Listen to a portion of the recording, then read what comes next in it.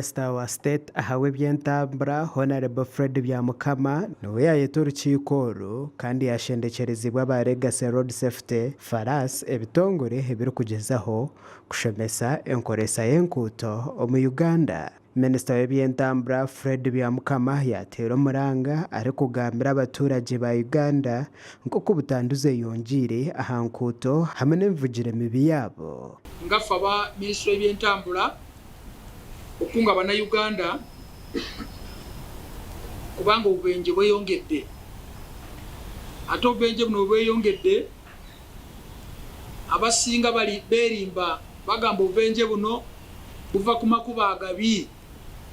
Tukkiriza nti a given percentage eva ku makuba amabi, naye n'amakuba amabi gano singa oba ovuga sipiidi ntono accident osobola ogyegendereza n'ogibuuka. Minisita tiyarekeraho yagamba n'aho abantu abarikushara enkuuto bateeferiireyo.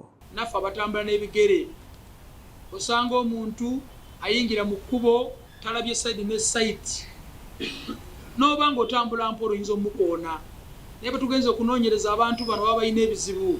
Honorable Fred Byamukama yagamba n'aha namba y'abantu abafiire obu barikugwa omuri butandu omwaka oguhwire kurugirira aha ripoota ya poliisi. Poliisi ripoota eyafuna mu mwaka oguwedde guno tegunaggwako, abantu 5,144 baafa, abo tebaliddamu. Maybe tulisisinkana mu ggulu nga Bayibuli bwegamba. Eggulu bwetabeerayo kati tetuliyesisinkana paka buli omu agenze. Abantu bano bafudde, ate bafudde balese famire zaabwe. Omuringo nigwo gumwe yagamba n'aho abantu abahutiire ekirenga nk'abo abacwekiraho emikono hamwe n'amaguru. 1,773 bafunye ekitwandise serious injuries. Omukono gumenyeseeko, okugulu kumenyese, yamukuba obwongo yadde nga bamulongoosa obwongo tebaddamu okukola bulungi, amaaso gavuddemu, abalala bakyali mu malwaliro Mulago n'awalala. Honorable Fred Byamukama yashoborera nk'oku baasi yoona erayita abantu aha nkuuto kwerikwija kwemerezibwa ahabw'okuba amagara g'abantu nigakira bizinesi za baasi. Kasita tukola abantu okoze akabenje ate wokakoledde wandibadde okabuuka. Tunaaniza ffe nga Ministry of Works and Transport okubatereeza. Tulina Department of Transport Regulation and Safety. Juzi twagoba wano baasi nalaba abantu mu town tebaagala kwekalakasa.